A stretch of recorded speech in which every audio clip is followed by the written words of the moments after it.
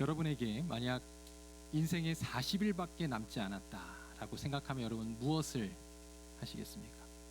40일밖에 남지 않았어? 그리고 이 자리를 떠나실 분들도 혹시 계시겠습니까? 20년 전에 출간되어서 지금까지 50만 권 이상의 독자들의 사랑을 받아온 일본의 호스피스 전문의 오츠 스위츠라고 하는 사람이 쓴 죽을 때 후회하는 25가지에서 사람들이 죽기 전에 후회하는 것들을 하나씩 소개하고 있습니다. 사람들은 주로 죽기 전에 어떤 것을 후회할까요? 많은 이들을 직접 호스피스에서 진찰하고 관찰하면서 얻은 결과를 바탕으로 저자는 이러한 내용들을 소개하고 있습니다. 그 종합적인 내용들을 잠깐 먼저 말씀드리면 그것은 바로 부족했던 인간관계를 후회하고요. 그리고 사랑하는 사람들에게 잘 못한 것에 대해서 후회를 많이 한다고 합니다. 제가 몇 가지만 한번 소개해 볼까요? 사랑하는 사람에게 고맙다는 말을 좀 더 많이 할 걸 후회한다는 거예요. 또 다른 사람에게 친절을 좀 더 베풀었으면 어땠을까 후회한다는 거죠. 그리고 죽도록 일만 하지 말 것을 후회한다는 거예요. 그리고 젊을 때 건강을 조금 더 소중히 여겼다면 좋았을 것을 이렇게 후회한다는 겁니다. 여러분, 우리 한번 옆에 분과 인사 한번 하겠습니다. 있을 때 잘합시다. 자, 우리 한번 인사하겠습니다. 여러분, 있을 때 잘해야 돼요. 이거 나중에 후회하면 아무 필요 없습니다. 아무 멋있는 말도 다 필요 없는 거예요. 있을 때 잘하면 됩니다. 자, 오늘 본문은요, 예수님께서 십자가에 달려 죽으시고 부활하신 후 이제 40일을 이 땅에서 계셨어요. 과연 예수님은 그 남은 시간 40일을 뭐를 하면서 지내셨을까요? 막상 여러분이 성경을 이렇게 찾아보면요, 40일 동안 예수님께서 부활하시고 승천하기까지 뭘 했는지 성경에 많은 것들이 기록되어 있지는 않습니다. 그런데요, 그 몇 가지 내용들을 제가 이제 오늘 여러분에게 말씀드릴 건데, 그 내용들을 먼저 결론부터 말씀드리면 예수님은 사랑하는 사람들에게 나타나셨어요.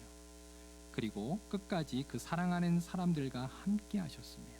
이것이 전부였습니다. 첫 번째, 오늘 마태복음 16장 부분에 보면 예수님은 부활하신 후에 먼저 자신을 따르는 여자들에게 나타나셨습니다. 예수님은 무덤으로 달려온 막달라 마리아를 처음으로 만나게 되죠.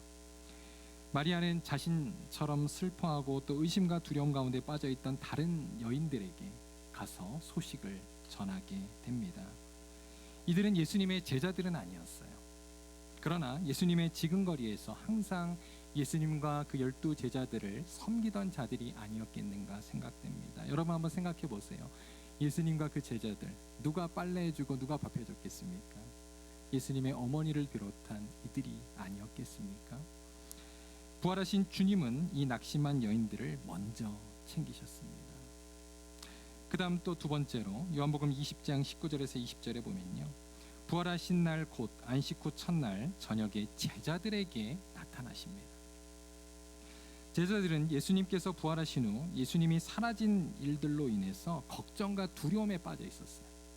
그런데 제자들에게 있었던 큰 두려움 중에 하나는 뭐냐면, 로마의 군인들이 지금 제자들이 예수님의 시체를 훔쳐갔다라고 이제 오해를 했기 때문입니다. 그래서 감옥에 잡혀갈지도 모르는 그러한 위험천만한 상황 가운데 두려워하고 있었어요. 예수님은 그러한 제자들에게 찾아오셨죠. 그리고 그들에게 평강을 주시면서 자신의 모습을 직접 보여주셨습니다. 그러나 그 자리에 몇몇 제자들이 없었습니다. 바로 대표적으로 도마죠. 그리고 이제 세 번째는 요한복음 20장 26절 보면 8일 만에, 그 사이에 무엇을 하셨는지는 모르겠어요. 8일 만에 예수님은 또다시 제자들에게 나타나십니다. 그때는 도마가 있었습니다. 그리고 의심 많은 도마에게 예수님은 손에 못자국과 그리고 창에 찔린 옆구리를 보여주시면서 그의 믿음 없음을 확신으로 바꿔주셨습니다. 그리고 예수님의 부활을 의심하는 제자들에게 너희가 보지 않고 믿는 것이 더 복되다라고 말씀하시면서 그들의 믿음을 책망하셨어요. 그 다음 네 번째로 누가복음 24장에 보면요, 예수님은 엠마오로 가던 무명의 두 제자에게 나타나셨습니다. 이들은 예수님의 12 제자가 아니에요. 그런데 그중 한 사람이 누가복음 24장에 보면 글로바였다라고 기록하고 있습니다. 그 이름이 기록되죠. 그런데 그 이름이 누군지 모르겠어요. 그래서 학자들은 아마도 이 둘은 예수님의 또 다른 70인의 제자들이거나 아니면 마가의 다락방에서 기도했던 120명의 제자들이거나 또는 고린도전서 15장에 보면 부활하신 예수님은 이제 500여 형제들에게 자신을 보이시고 승천하십니다. 그들 가운데 있었던 무명의 제자들로 보인다라고 하는 것입니다. 이처럼 예수님은 부활하신 후에 40일간 공생의 기간 동안에 그가 만났던 그의 제자들에게 나타나셔서 그들에게 다시 믿음을 확신시켜 주시고 또 회복시켜 주셨던 것입니다. 그리고 이제 마지막으로 오늘 본문의 말씀이 예수님께서 하늘로 승천하기 전에 있었던 기사의 내용입니다. 갈릴리 호숫가에 다시 찾아오신 예수님의 모습이죠. 여러분, 오늘 본문의 배경은요, 예수님을 부인하고 도망쳐버린 몇몇의 그 제자들이 부활하신 예수님을 2번씩이나 만났지만 다시 고향으로 돌아간 사건에서 시작이 됩니다. 오늘 본문 14절에 보면 이런 말씀이 있어요. 이것은 예수께서 죽은 자 가운데서 살아나신 후에 3번째로 제자들에게 나타나신 것이라. 여러분, 3번째 이해되시죠? 이제 이들은 모두 어부였습니다. 부활하신 예수님을 만났지만 이들이 왜 고향으로 돌아가게 된 것일까요? 이들은요, 부활하신 예수님을 못 믿어서가 아니었습니다. 여러분, 베드로의 경우를 한번 생각해 본다면 베드로는 어땠을까요? 그가 예수님을 2번이나 봤을 때 예수님께 했던 자신의 그 죄가 생각나지 않았겠습니까? 그래서 도저히 자신도 자신을 스스로를 결코 용납할 수가 없었던 것입니다. 여러분에게도 이러한 영적인 그러한 실패와 좌절의 경험이 있으신지요? 오늘 우리는요, 낙심한 제자들에게 찾아오신 예수님의 모습을 통해서 오늘 우리에게 주시는 세미한 하나님의 음성을 함께 듣기를 원합니다. 자, 첫 번째로 예수님은요, 우리의 연약함과 실패를 아시는 분이십니다. 예수님은 베드로가 자신을 부인하기도 전에 그가 실패할 것을 이미 아셨어요.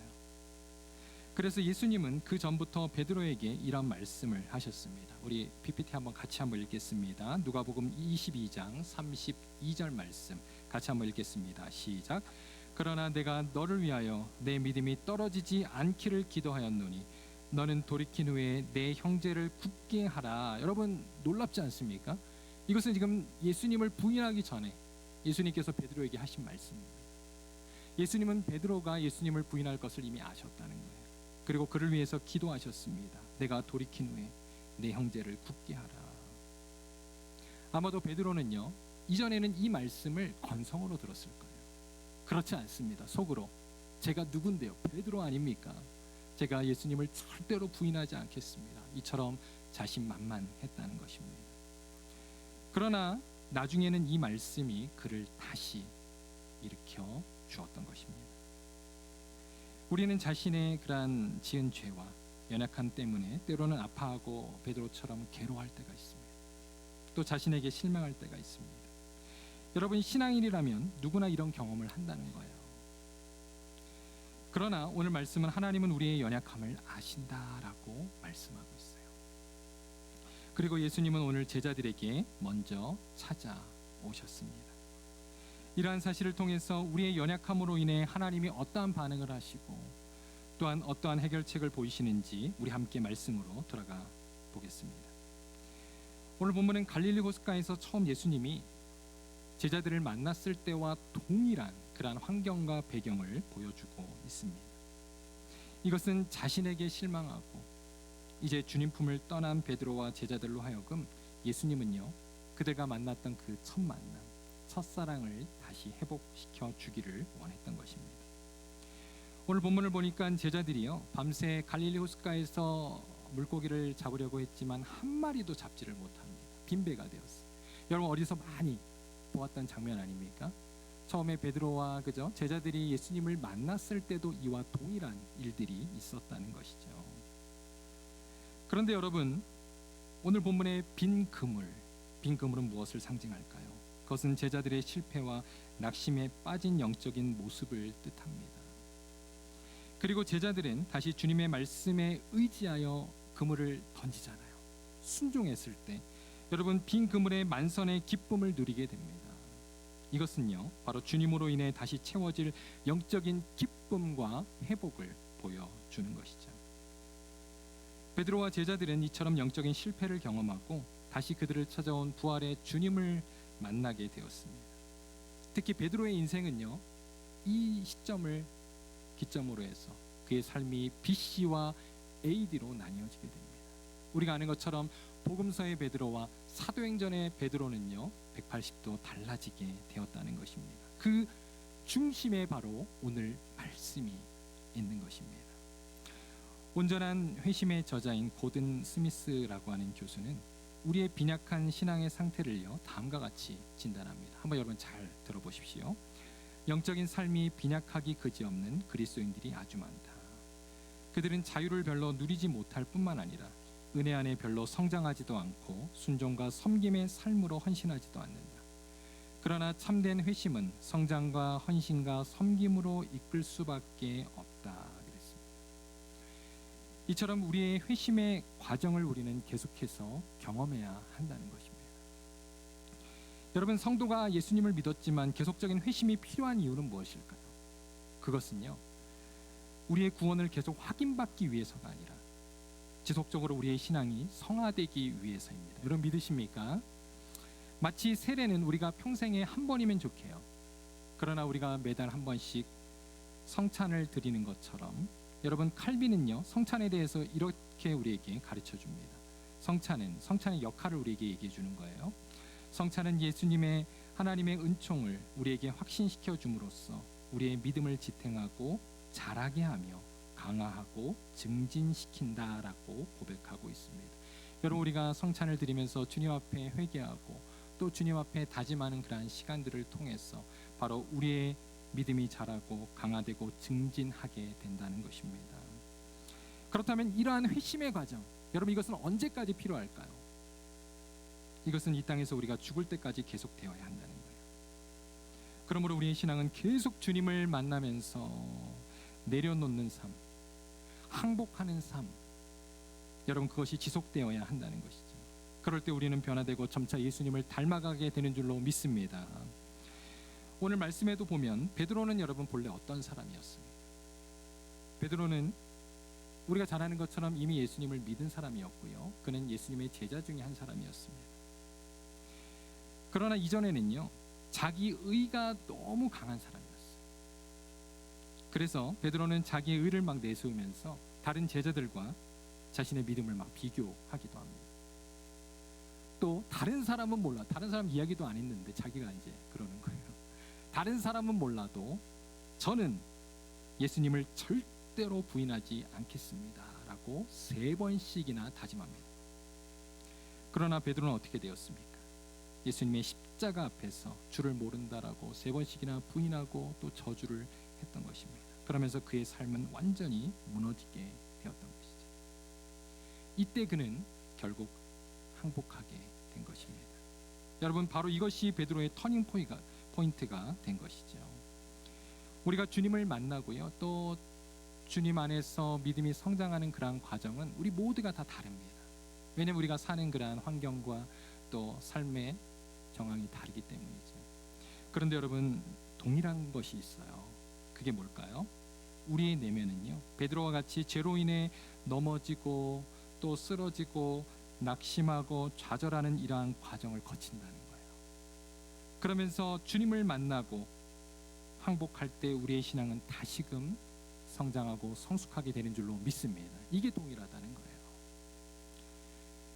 우리가 이처럼 부족한 것은요 하나님께서 우리 자신의 힘으로는 성화의 과정을 결코 도달할 수 없는 존재로 만드셨기 때문입니다. 여러분에게도 영적인 이러한 실패와 낙심, 좌절의 그런 반복된 삶을 살아가고 계십니까? 여러분 낙심하지 마시고 다시 일어서시기를 바랍니다. 우리 주님은 우리의 연약함을 아신다 그랬어요. 그리고 오늘 본문의 말씀같이 우리에게 찾아오시는 분인 줄로 믿습니다. 오늘도 이 예배를 통해서 이 말씀을 통해서 우리를 만나주시는 그 주님의 손을 붙들고 다시 일어서시는 저와 여러분의 신앙 되시기를 간절히 소원합니다. 그 다음 두 번째로 예수님은 베드로를 치유하시고 회복시켜 주셨어요.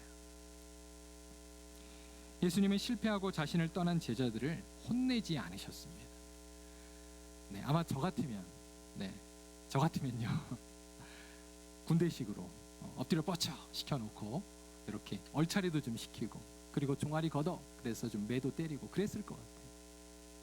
제자들이잖아요. 차라리 베드로 성미상 예수님께서 그렇게 저희를 혼내시고 매라도 때렸으면 속이라도 시원할 텐데 어떻게 합니까? 오늘 예수님께서 조용히 갈릴리 호숫가에 언제 나타나셨는지 모르겠어요. 찾아오셨어요. 그들을 지극히 바라보시고 또 숯불을 준비하셔서 아침 조반을 준비해 놓으셨습니다. 그리고 그들의 허기진 배를 채워주셨어요. 여러분, 이때 베드로와 제자들이 어땠을까요? 네, 물고기와 떡이 목으로 넘어갔을까요? 굉장히 불편한 그러한 식사 시간이었을 것입니다. 몸둘 바를 몰랐을 거예요. 그 침묵 얼마나 어색했을까요? 그런데 그때 예수님께서 베드로에게 개인적인 질문을 이제 시작하십니다. 오늘 본문 15절입니다. 요한의 아들 시몬아, 내가 이 사람들보다 나를 더 사랑하느냐? 이때 물으신 거예요. 그런데 여기서 사랑이라고 하는 단어를요, 원어를 보면 이게 아가페로 쓰여진 겁니다. 아가페, 헬라어 아가페. 여러분 아가페 아시죠? 아가페는 하나님의 사랑, 그리고 그러한 부모의 희생적인 사랑을 말하는 가장 사랑의 높은 차원의 그러한 사랑입니다. 내가 나를 사랑하느냐 물으셨어요. 그런데 베드로가요 이렇게 고백합니다. 주님, 내가 당신을 사랑하는 줄 아십니다. 그런데 거기에 사랑은요 아가페가 아니에요. 필레오입니다. 여러분, 필레오의 사랑은요 바로 친구 간의 사랑, 우정, 이거를 뜻하는 거예요. 아가페보다는 하나 낮은 단계를 말합니다. 여러분, 이것은 무엇을 의미할까요? 베드로 안에 내적인 변화가 시작되었다는 것입니다. 예전 같으면 베드로의 성격상 예수님이 필레오로 물어보셔도 주님, 제가 아가페로 주님을 사랑합니다, 이렇게 대답할 사람이 베드로였다는 거예요. 그러나 이제 실패한 이후 베드로는 낮아지고 겸손해지게 됩니다. 예수님의 이 같은 세 번의 질문이 끝나고 나서 베드로는 17절에 보니까 근심하여 이르되 그랬어요. 그는 근심합니다.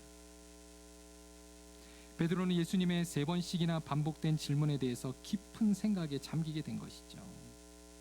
베드로는요 아마도 자신이 예수님을 그 십자가 앞에서 세 번이나 부인했던 그 장면이 떠올랐을 것입니다.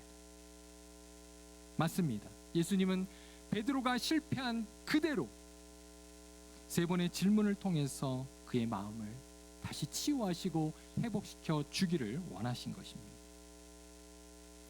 만약 베드로가 상처에서 회복되지 않았다면 여러분 어떻게 되었을까요? 그는 아마 평생 자기 자신에 대한 실망감에 빠져서 더 이상 주님을 위한 사명을 하지 못했을 것입니다. 또는 그가 만약 사역에 인발부되었다 할지라도 그가 사역 가운데 그의 상처가 사람들에게 불쑥불쑥 올라오지 않았겠습니까? 여러분, 그 가시돋친 그 상처가 다른 사람들을 찌를 수 있다는 거예요. 그러나 하나님의 용서는요 이처럼 우리의 죄를 잊어주시는 정도가 아니라 우리의 죄를 완전히 용서해 주시고 또 우리를 치유하시며 회복시켜 주시는 은혜인 줄로 믿습니다. 기독교 영성가인 헨리 나우엔이라고 하는 사람은 이 시대의 참된 사역자란 누구인가 라고 하는 질문에 대해서 그의 책에 이렇게 말합니다. 그것은 바로 상처받은 치유자들이다 그랬어요. 여러분, 상처받은 치유자들이 누구입니까? 바로 자신이 과거에 상처를 받은, 그러나 치유받은 자들이기 때문에 자신과 같이 이 땅에서 상처받고 그러한 고통당하는 자들을 이해하고 공감할 수 있는 자들이라고 말하는 거예요. 성경의 모세를 보십시오. 모세의 이름의 뜻이 무엇입니까? 물에서 건져내다라는 뜻이에요. 그런데 모세는요 놀랍게도 이스라엘 백성들을 물에서 건져내는 사역으로 쓰임받는 줄로 믿습니다. 바로 하나님은 우리를 그렇게 사용하기를 원하시는 것입니다. 예수님도 이 땅에서 우리와 똑같은 삶을 사셨어요. 그렇기 때문에 우리의 연약함을 공감하신다라고 말씀하고 있습니다. 자, 히브리서 4장 15절 여기 한번 다 같이 한번 읽어보겠습니다. 히브리서 4장 15절입니다. 시작. 우리에게 있는 대제사장은 우리의 연약함을 동정하지 못하시리가 아니요 모든 일에 우리와 똑같이 시험을 받으시니로되 죄는 없으시도다. 여러분 믿으십니까? 아멘. 바라기는 다시금 예수 안에서 영적인 치유와 참된 회복을 경험하시기를 바랍니다. 자, 이제 마지막입니다. 예수님은요 새로운 사명을 주셨어요. 오늘 본문은 예수님께서 베드로의 실패를 용서하시고 치유하신 것으로 끝나지 않습니다. 끝으로 베드로에게 다시금 사명을 주셨습니다. 여러분 이것은 베드로에게만 주신 사명일까요? 그렇지 않습니다. 오늘 말씀에 보면 내가 나를 사랑하느냐 물으셨어요. 그리고 주님은 바로 사명을 주셨는데 이처럼 주님을 사랑하는 모든 우리에게 주시는 동일한 사명인 줄로 믿습니다. 여러분 그런데요 여기에는 주님께서 어떠한 리밋을 정하지 않고 있습니다.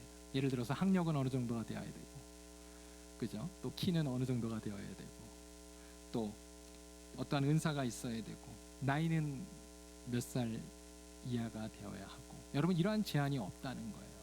성경의 말씀을 보십시오. 여러분 특별히 구약 시대 때 갈렙 아시죠? 갈렙은 사실 가나안 땅에 들어간 사람들 중에 나이가 제일 많은 어르신이었어요. 그렇잖아요. 여러분 1세대 이스라엘 백성들은 다 죽었잖아요, 광야에서. 그런데 여호수아와 갈렙만 그 땅에 들어갑니다. 갈렙은요 이제 그가 한 일이 있기 때문에 쉬어도 돼요, 사실. 그런데 여러분 갈렙을 보십시오. 그 가장 어려운 헤브론 땅, 그 산지를, 이 산지를 내게 주소서라고 그는 가장 이스라엘의 백성의 본이 되었던 것입니다. 또 요엘서 2장 28절에 보면요, 성경은 하나님께서 하나님 나라의 비전과 꿈을 주시는데 누구에게 주시는가? 자, 보세요. 한번 우리 같이 한번 읽어보겠습니다. 요엘서 2장 28절 시작. 그 후에 내가 내 영을 만민에게 부어주리니 너희 자녀들이 장래일을 말할 것이며 너희 늙은이는 꿈을 꾸며 너희 젊은이는 이상을 볼 것이며. 여러분 믿으십니까? 바로 여기에는 만민이라 그랬어요. 거기에는 남녀노소 모든 자들에게 하나님께서는 꿈과 비전을 주시는 줄로 믿습니다. 그러므로 이 사명은요 하나님이 우리 모두에게 주신 사명입니다. 한 명도 예외가 없습니다. 자, 그렇다면 주님이 사랑하는 자들에게 주시는 첫 번째 사명은 무엇인가 보겠습니다. 그것은 바로 내 양을 먹이고 내 양을 치라라고 하는 것입니다. 자, 내 양을 먹이고 내 양을 치라.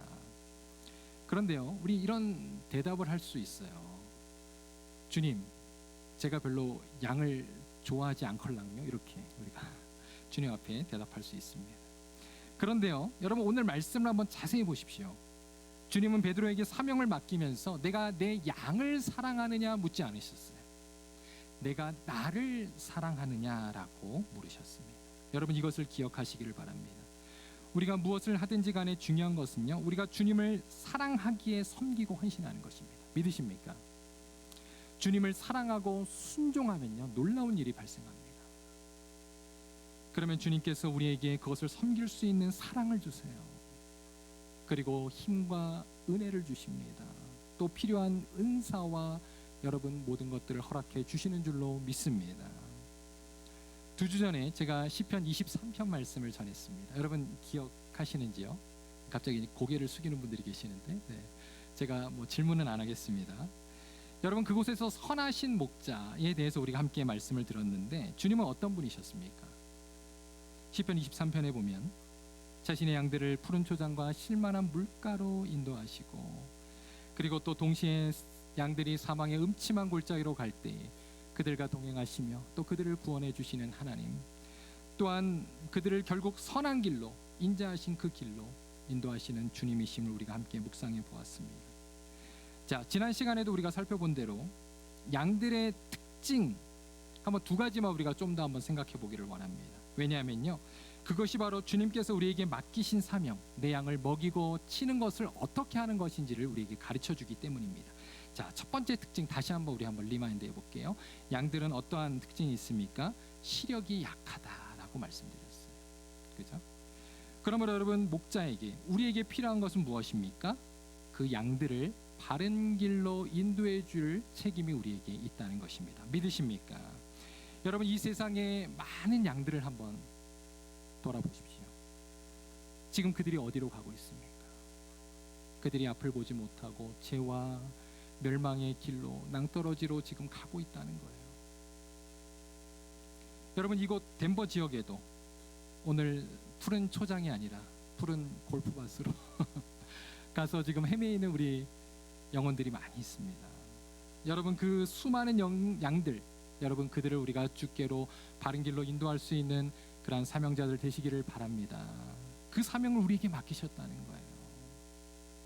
또 그 양들이 영적으로 성장할 수 있도록 우리는 말씀을 그들에게 먹이고 또 그들에게 사랑을 주어야 한다는 것입니다. 그것이 바로 우리에게 맡기신 첫 번째 사명이다. 성경은요, 그런데 인도자인 우리 목자들에게 이러한 말씀을 당부하고 있어요. 베드로전서 5장 3절입니다. 맡은 자들에게 주장하는 자세를 하지 말고 양무리의 본이 되라 그랬어요. 여러분 목자는요 양무리의 본이 되어야 합니다. 왜 그렇습니까? 이 양들이요 목자가 가는 곳을 졸졸졸 따라와요. 계속 따라오고 또 하는 모습도 그대로 따라합니다. 제가 이제 우리 어릴 적에 저희 가정에서 이제 저와 저희 아내가 이제 기도할 때 저희가 이제 이렇게 흔들면서 기도하나 봐요. 이렇게 찬양하고. 근데 이제 저희 아들이 유치원 때 보니까 기도를 하는데 이러고 기도를 하는 거예요. 엄마 아빠를 그대로 따라하는 거예요. 여러분 우리의 양들은요 우리를 그대로 따라합니다. 그러므로 여러분 교회 안에 지난주에도 설교했지만 여러분 좋은 영적인 멘토와 그러한 여러분 교사들 그리고 그러한 선배들이 꼭 필요한 줄로 믿습니다. 그래서 우리 아까 장로님도 기도하신 대로 여러분 영적인 큰 용사들이 우리 교회 가운데 우리가 본받기 원하는 그러한 귀한 성도님들이 많이 배출되기를 바랍니다. 그렇게 되면요 우리 교회와 공동체에 많은 무리들이 주님을 따르게 될 것입니다. 그 다음 두 번째로 양들의 특징이 뭐가 있었습니까? 양들은요 넘어지면 스스로 못 일어난다고 말씀드렸어요. 그죠? 그래서 우리 목자가 해야 될 일들은 계속해서 양의 상태를 돌보고 또 넘어져 있으면 그들을 일으켜 주어야 한다는 것입니다. 목자는 양들을 부지런히 살펴야 되는데 특별히 양들이 넘어지는 이유를 보니까요 털이 너무 많아서 그래서 넘어진대요. 그래서 여러분 보시면 목자들이 양을 이렇게 털을 깎아 주잖아요. 그리고 그 털로 이제 우리가 이불도 만들고 뭐 이제 옷도 만들고 합니다만 여러분 이처럼 우리에게 필요한 사명은 바로 주변의 신앙이 어린 자들의 신앙을 우리가 함께 돌아보고 그들의 양털도 깎아주고 또 그들이 잘못된 길로 가고 있는지를 살피고 또 그들이 여러분 넘어졌을 때 우리가 또한 일으켜주는 그런 공동체가 되어야 할 줄로 믿습니다. 그럴 때 여러분 우리 교회 그리고 우리 오이코스가 정말로 생명을 구원하고 인도하는 그러한 사랑의 공동체가 될 줄로 믿습니다. 자, 그 다음 두 번째 사명이 있어요. 주님 베드로에게 19절 이하에 보면 이렇게 말씀하셨어요. 두 번째 사명 나를 따르라 그랬습니다. 자, 19절 하반절에 보면 베드로에게 이르시되 나를 따르라 하시니 그랬습니다. 여러분 근데 한번 생각해 보세요. 예수님은 베드로에게 나를 따르라 하시고요. 이제 얼마 뒤에 하늘로 승천하셨어요. 도대체 어떻게 하라는 겁니까? 그것은요 바로 주님이 가신 길을 따르라 이런 뜻이에요. 즉 십자가의 길을 말하는 것입니다. 여러분 우리의 섬김은 십자가의 길을 따르는 길임을 기억하시기를 바랍니다. 그러므로 우리가 여러분 헌신하고 또 영혼들을 섬길 때 어떻습니까? 다 사람의 일이기 때문에 때로는 섬기다가 시험에 들기도 하고 우리가 더 힘들고 지치기도 합니다. 그러나 여러분 그것으로 인하여 상처받지 마시기를 바랍니다. 오히려 그것을 주를 위한 그런 바울의 고백과 같이 영광의 상처로 여기시기를 바랍니다. 영광의 흔적, 스티그마, 바로 바울의 그 고백을 우리가 주님 앞에 할 수 있기를 바랍니다. 이제 오늘 말씀을 마치겠습니다. 예전에 제가 보았던 한 영상인데요. 짧은 영상인데 저에게 굉장히 큰 동기부여를 주었던 좋은 영상이 있었습니다. 그것은 한 이제 대학교에서 교수님이 학생들을 앉혀놓고 보여주었던 그러한 장면이었습니다. 교수님이 갑자기 이제 지갑을 딱 꺼내시더니 100불짜리를 꺼내시는 거예요. 그러더니 그 100불짜리를 막 구깁니다. 그리고 나서 학생들에게 질문을 했어요. 자, 이 구겨진 100불을 갖고 싶은 사람 손 들으세요. 그랬어요. 그러니까 어떻게 했을까요? 학생들이 다 손 들었습니다. 저요. 그리고 나서 교수님이 그 구겨진 백불을 땅에 확 집어던졌어요. 그리고 밟습니다. 짓밟습니다. 그리고 나서 들었어요. 자, 여전히 이 백불 갖고 싶은 사람 손 드세요. 그랬더니 똑같이 모든 학생들이 저요 하고 손 드는 겁니다. 그리고 마지막 교수님이 찢어버렸습니다. 그리고 마지막 질문합니다. 그래도 이 백불을 갖고 싶은 사람 손 드세요. 그랬더니 또 다 손 드는 겁니다. 저요. 여러분, 학생들은 왜 그랬을까요? 왜 구겨지고 짓밟히고 찢어진 지폐를 계속해서 갖고 싶다고 손을 들었을까요? 그 이유는 지폐의 가치는 여전히 똑같았기 때문입니다. 여러분 기억하시기 바랍니다. 우리의 존재가 하나님 앞에 바로 이와 같다는 거예요. 예수님은 의인을 찾아 이 땅에 오신 것이 아닙니다. 죄인을 구원하기 위해 우리에게 오셨고 우리를 치유하시며 또 회복시켜 주셔서 우리를 당신의 사명자로 부르시는 줄로 믿습니다. 여러분 구겨지셨습니까? 여러분 짓밟히셨습니까? 여러분 찢어지셨습니까? 우리 주님은 여러분의 올바른 정체성을 다시 회복시켜 주시기를 원하는 것입니다.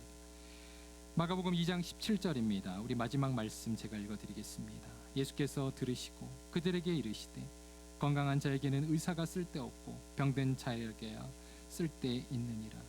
나는 의인을 부르러 온 것이 아니요 죄인을 부르러 왔노라 하시니라. 사랑하는 성도 여러분, 우리 주님을 사랑하십니까? 주님은 우리가 상처받은 치유자가 되기를 바라십니다. 주님은 우리를 오늘도 찾으시고 부르시는 줄로 믿습니다. 바라기는 우리 주님을 누구보다 사랑하는 우리 교회 그리고 우리 모든 성도님들 되시기를 간절히 소원합니다. 아멘. 같이